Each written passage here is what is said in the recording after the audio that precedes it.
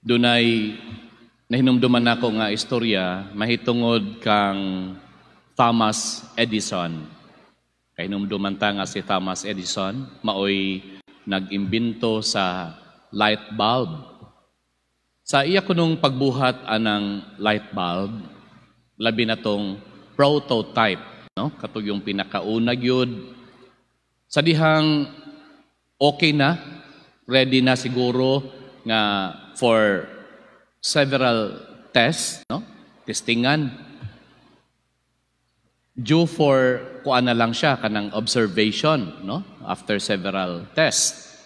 Iko nung gisugo kining gamay nga bata, no? A little boy nga dad-on kining maong iyahang bag-ong imbento didto sa second floor. So syempre, ang bata moagi sa hagdanan. Sos kay hastang si Piata sa dihang pagdala kuno sa bata sa maong light bulb, kay bata lagi, o bisan man siguro hamtong, no? Nasipyat gyud. Natisod gyud diya sa hagdanan.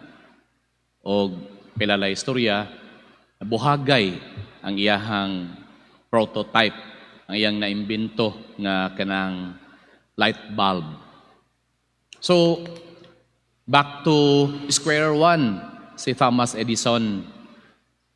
Pipila ka adlaw, balik na po siya buhat sa maong, di na to matawag nga prototype, technically speaking, no? Kay kaduha na good to. Pero sa dihang nahuman na, again, testingan, siga, due for observation after several tests. Iyan na po gitawag tong maong bata. Tong bata nga, mao'y una niyang gipadala dito sa second floor, unya na dagma diha sa hagdanan, nabuhagay. The same child, the same boy, ang iyang gitagaan. Isaka dito sa taas dong. And of course, the second time, wala na. Okay na. Diha daw og sinugdanan sa kining atong part history sa ato ang mga light bulbs. Mga igsuon, ang lesson sa maong istorya, simple lang nga si Thomas Edison wala na tagam, mayngon tag stubborn in a positive sense, no? Nga nagsalig gihapon siya nga nasayran biya sa bata nga mahinungdanon kayo, importante kay ning maong inbensyon kay munay makahatag og iwag sa katawhan sa gabii. So nasayod siya unsa ka importante ni. Mao nga nagunahon na si Thomas Edison sa ikaduhang higayon, maningkamot na gyud ni siya nga di mahitabo tong una. So more careful ang maong bata. So nindot kayo ang disposition ni Thomas Edison. Gawa siya kawad-i o ingon tag paglaom sa maong bata. Gani itagaan pa gyud niya og second chance. Mga igsuon karong adlaw, Sabado sa Oktaba sa Pasko sa pagkabanaw sa atong Ginoo, medyo nalibog ko gamay kay I thought ikapito pa ka adlaw karon sa Oktaba, ugma ang ikawalo. I do not know kanus agyud nagsogod ang kanang ingon tag pag-ihap. Siguro ingon tag Easter Vigil, ang Easter Vigil Sabado man sa gabi, in the day of kanang reckoning sa mga Jews, mao naman pud na ang Domingo. Di na lang nato na istoryahan kung unsa yung technical nga ano-ana, no? Pero as I have read, sa ako ang nabasa, matud pa, karon ang ikawalo ka adlaw. Matingala mo ato mga niaging adlaw, mingon ko nga palitan tong adlaw sa tong adlaw ato, mingon ko ikalima ka adlaw. So dapat unta ikapito pag yun taron. But then again, di na lang nato na hisgutan. But it seems like tungod sa pagbasa nato karon nagikan kang sa ebanghelyo ni San Marcos nga mura og gisummarize ni San Marcos without providing much details tungod sa unsay nahitabo sa pagkabanhaw, murag iyahang summary, no? Gisummarize niya kining mga gitawag nga Easter appearances katong pagpakita sa atong Ginoo human siya nga mabanhaw. Mao nga makaingon ta siguro karon yun siguro ang katapusang adlaw sa Oktaba sa Pasko sa pagkabanhaw. Summary siya tungod kay kung atong nahinumduman katong adlaw nga Domingo mao ang nakita nila nga wala diha ang patay nga lawas ni Jesus sa lubnganan.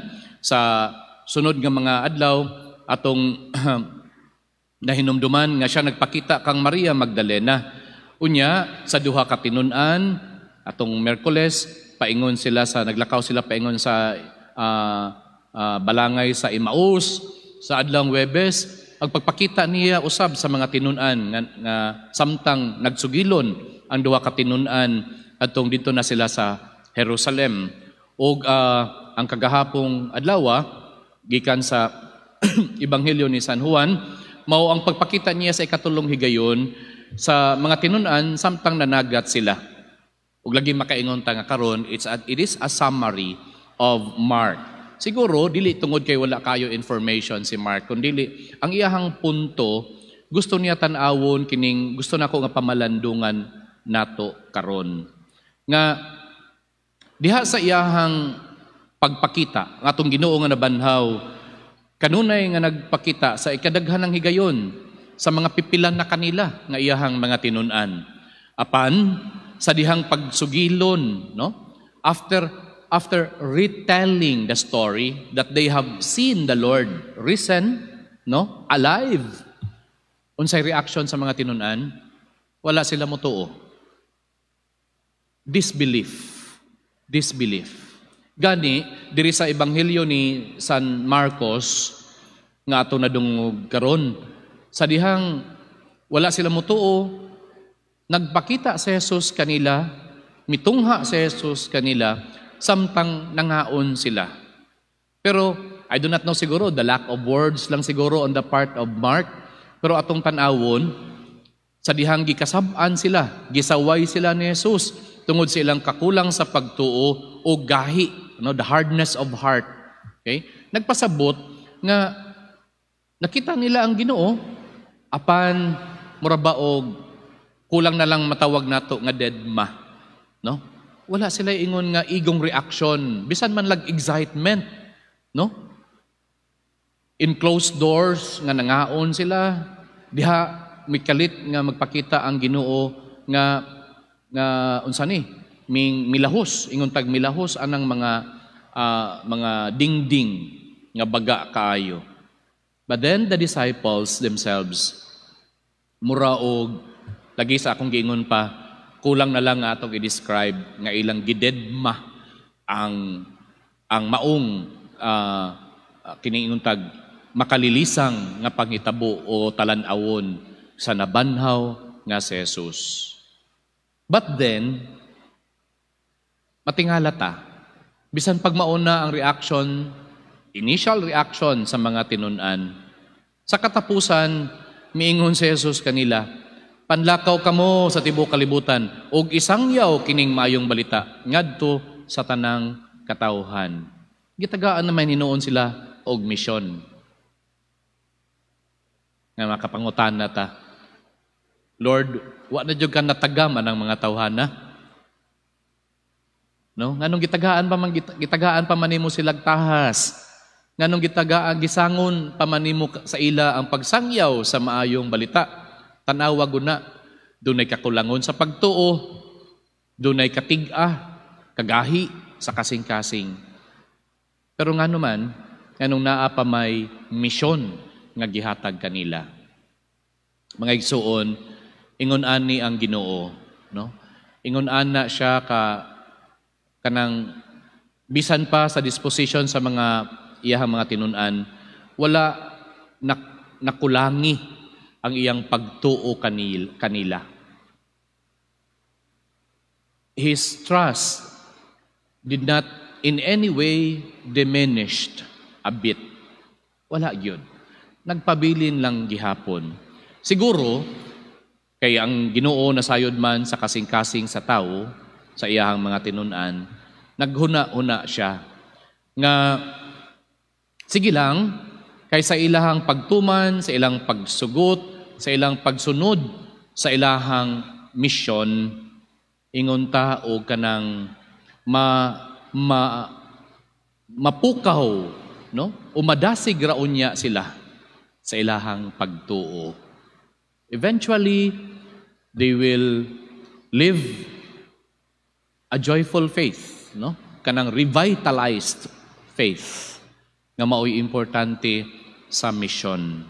Ug nagsalig ang Ginoo nga tungod kay ang pagbuhat nila sa mission dili man lang ilang kaugalingong mga buhat ug pagpaningkamot, nag-uban man ini ang grasya, the grace of the mission, then walay duda, dili kadudahan nga mahimong magmalampuson kining mga tinun-an. Wala gyud matagam ang Ginoo.